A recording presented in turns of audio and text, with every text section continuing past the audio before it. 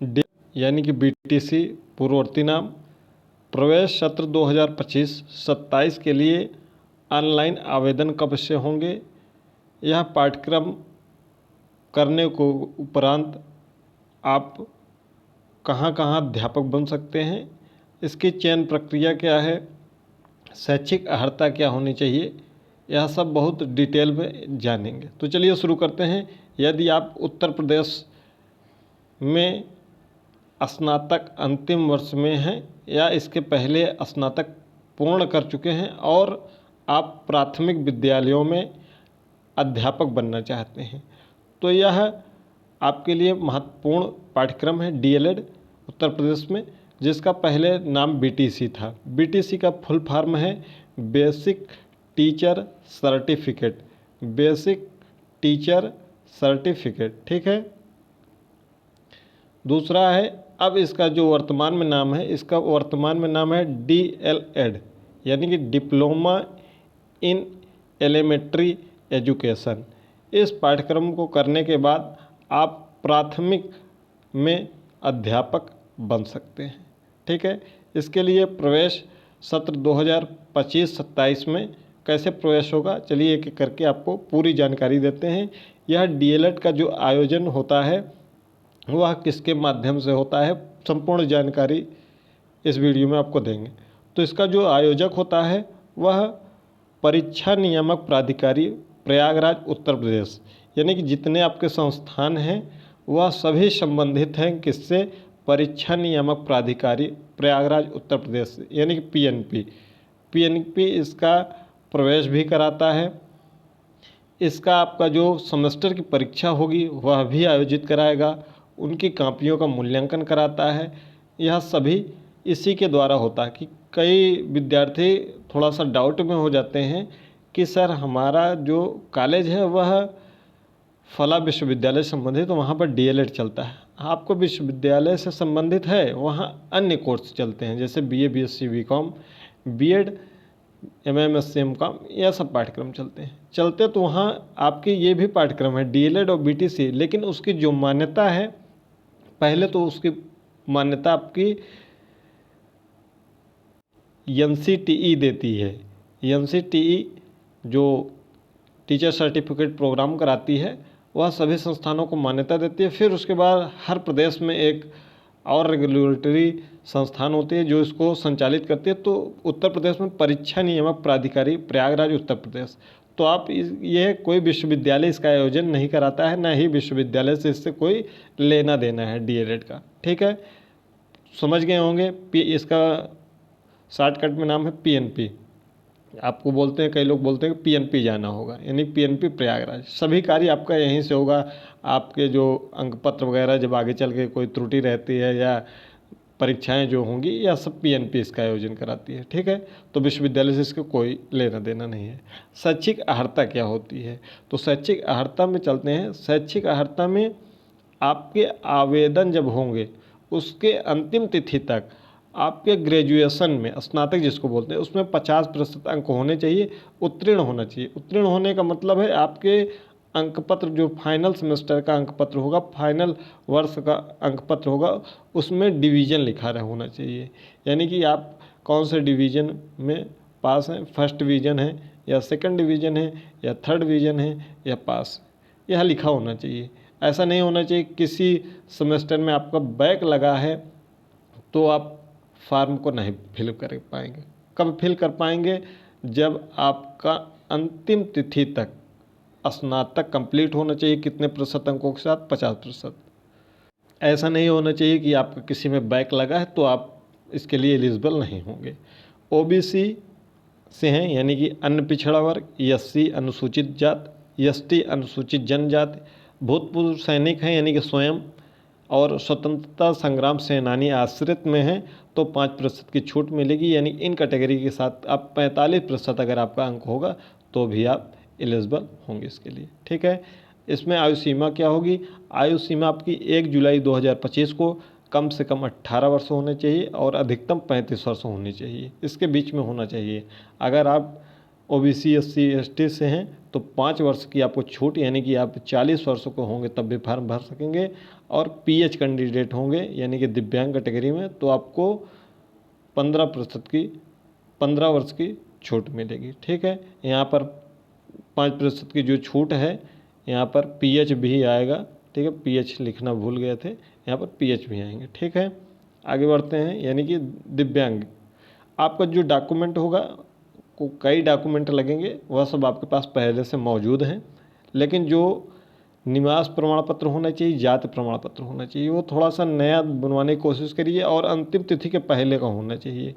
जब यह फार्म भरा जाएगा तो उस अंतिम तिथि के पहले पहले का आपके पास निवास प्रमाण पत्र और जाति प्रमाण पत्र होना चाहिए। जनरल कैटेगरी से हैं तो कोई जाति प्रमाण पत्र नहीं, EWS से हैं, SC से हैं, ST से हैं तो आपको जाति प्रमाण पत्र, निवास प्रमाण पत्र केवल उत्तर प्रदेश में निवास करने वाले विद्यार्थियों का निवास प्रमाण पत्र लगेगा। अन्य स्टेट के लिए भी यहाँ पर आवेदन होता है, लेकिन उनको प्रायिकता नहीं मिलती है। फर्स्ट प्रायिकता यूपी के विद्यार्थियों को मिलता है, उसके बाद जो सीटें रिक्त जब बचती हैं तो अन्य प्रदेश के विद्यार्थी इसमें आवेदन करेंगे, साथ ही साथ प्रवेश लेंगे। जो आवेदन का शुल्क होगा जब आप फॉर्म भरेंगे तो 700 रुपये आपका आवेदन शुल्क होगा सामान्य कैटेगरी के लिए, और अन्य पिछड़ा वर्ग यानी कि OBC के लिए 500 रुपये आपका अनुसूचित जाति और SC और ST यानी कि अनुसूचित जाति, और 200 रुपये आपका PH यानी कि दिव्यांग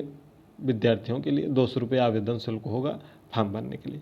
इसकी चयन की प्रक्रिया क्या होगी? कई लोग पूछते हैं क्या एंट्रेंस होता है? तो नहीं, एंट्रेंस के तहत इसकी प्रवेश प्रक्रिया नहीं होती। इसकी जो प्रवेश प्रक्रिया होती है वो आप जो भी हाई स्कूल में जितना भी आपका प्रतिशत होगा, 70%, 80%, 90%, 99%, 95%, जो भी परसेंट होगा उसको, प्लस इंटरमीडिएट का जो प्रतिशत होगा उसको, प्लस स्नातक का जो प्रतिशत होगा उसको, तीनों को प्रतिशत को जोड़कर उसके आधार पर मेरिट का निर्धारण होता है। मेरिट का निर्धारण जब आप फॉर्म फिलअप कर लेंगे, जब लास्ट डेट चली जाएगी, समाप्त हो जाएगी, उसके बाद आपका रैंक कार्ड जारी होता है।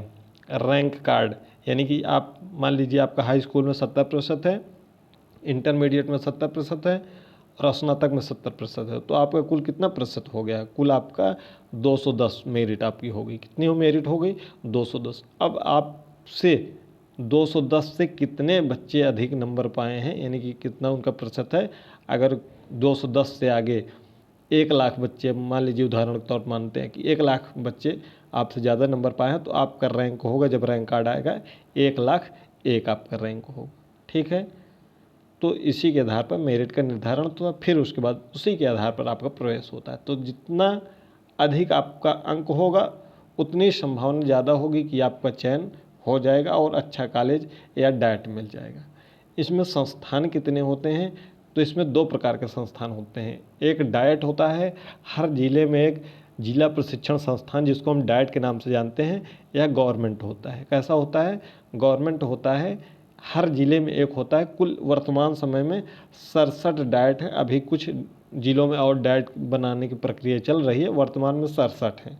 ठीक है, निजी संस्थान लगभग 2900 प्लस, लगभग 3000 के आसपास में निजी संस्थान है। कुल 3000 के आसपास में निजी संस्थान है, और इसमें कुल लगभग दोनों में मिलाकर लगभग 2.25 लाख से अधिक सीटें हैं।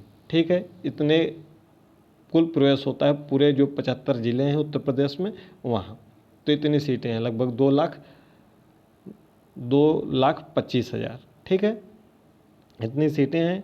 डाइट में लगभग 8 से 10 हज़ार कुल सीटें हैं, जितने डाइट हैं 67 डाइट वर्तमान समय में हैं। ठीक है, फिर आगे बढ़ते हैं।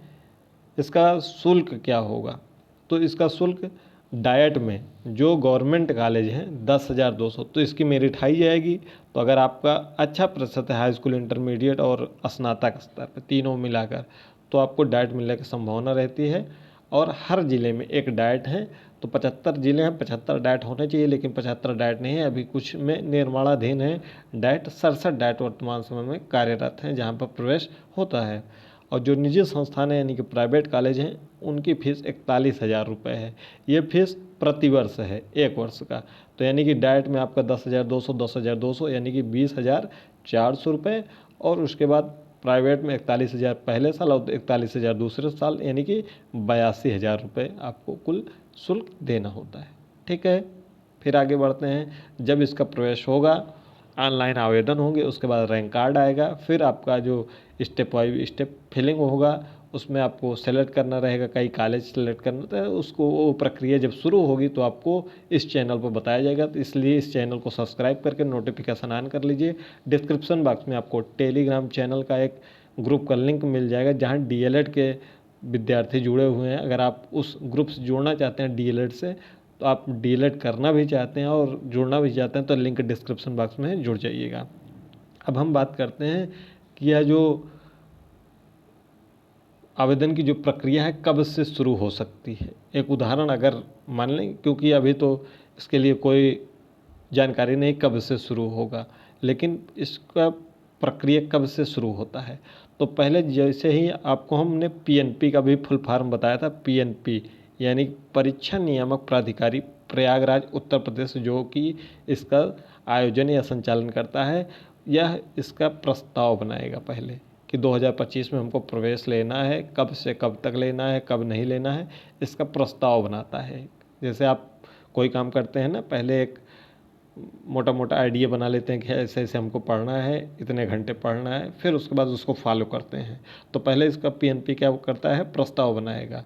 प्रस्ताव बनाने के बाद शासन को भेजेगा लखनऊ, फिर शासन से शासनादेश जारी होगा कि हाँ आप फला डेट से फला डेट तक आवेदन लीजिए, फला डेट में प्रवेश लीजिए, ऐसा ऐसा करिए। ठीक है, पूरा वहाँ से शासनादेश जारी होता है। जब शासनादेश जारी हो जाएगा तो ये विज्ञापन आपका आ जाएगा, विज्ञापन, और उसमें समय सारणी दिया रहेगा।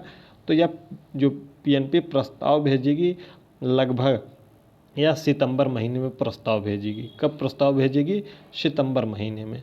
और उम्मीद है कि उसके बाद 15 से 20 दिन में शासनादेश आ जाता है, तो ये अक्टूबर महीने में इसका शासनादेश आ जा सकता है। हो सकता है कि ऊपर नीचे कुछ हो जाए, आगे पीछे हो जाए, 1-2 महीने हो सकता है, पहले भी हो सकता है 1-2 महीने, और आगे भी हो सकता है। ये एक्यूरेट डेट है एक प्रकार से, अगर हम इसको देखें तो थोड़ा सा ये ज़्यादा सही आपके लिए पड़ेगा। सितंबर महीने में प्रस्ताव भेजेगा और शासनादेश अक्टूबर महीने में, और जैसे ही शासनादेश आता है उससे 4 से 5 दिन, 1 हफ्ते के अंदर आपका विज्ञापन आ जाता है। ठीक है, तो उसके लिए ऑनलाइन आवेदन स्टार्ट हो जाते हैं। 15-20 दिन, 1 महीने ऑनलाइन आवेदन होंगे, फिर उसके बाद रैंक कार्ड आएगा। उसके बाद आपका फिर फिलअप होगा कि आपको कौन कौन सा संस्थान चाहिए आपके मेरिट के आधार पर, फिर आप विकल्प भरेंगे, फिर उसके बाद आपका डिक्लेयर हो जाएगा कि आपको कौन सा संस्थान मिला है, फिर उस संस्थान में जाकर आप प्रवेश ले सकते हैं। पूरी हमने प्रक्रिया बता दिया है। यह भी हो सकता है कि सत्र 2025 में प्रवेश ही ना हो सकता है कि सत्र को शून्य घोषित कर दिया जाए। शून्य का मतलब है इस साल प्रवेश ही ना हो, 2026 में हो सकता है सीधा प्रवेश। अभी कोई जानकारी नहीं है कि सत्र शून्य हो जाएगा, कि सितंबर से शुरू होगा, कि अक्टूबर से शुरू होगा। जैसे ही शुरू होने वाला होगा, यानी कि जब पीएनपी प्रस्ताव भेजेगी शासन को, लगभग जब पीएनपी प्रस्ताव भेजेगी उसके 1 महीने बाद से आपके आवेदन शुरू होते हैं। तो जिस दिन प्रस्ताव भेज देगी तो हम आपको टेलीग्राम चैनल पर बता देंगे, जो जिसका लिंक डिस्क्रिप्शन बॉक्स में है, या फिर वीडियो बना के भी आपको बता देंगे। तो अगर आप डीएलएड करना चाहते हैं और आप स्नातक अंतिम वर्ष में हैं या स्नातक कंप्लीट कर चुके हैं, तो कमेंट बॉक्स में हमको ज़रूर बताइएगा कि आपका हाई स्कूल, इंटर और ग्रेजुएशन में कितना प्रतिशत है। क्या आप डाइट से करना चाहेंगे या कोई प्राइवेट कॉलेज से करना चाहेंगे, जो आपके संपर्क में होगा। जो भी कुछ होगा, आप सुझाव जो भी आप चाहते हैं तो कमेंट बॉक्स में पूछेंगे, उससे संबंधित और जो कुछ आपको इसमें डाउट होगा तो पूछेंगे, तो हम और डिटेल में आपको वीडियो प्रोवाइड करा देंगे उस संबंध में। मिलते हैं अगले वीडियो में।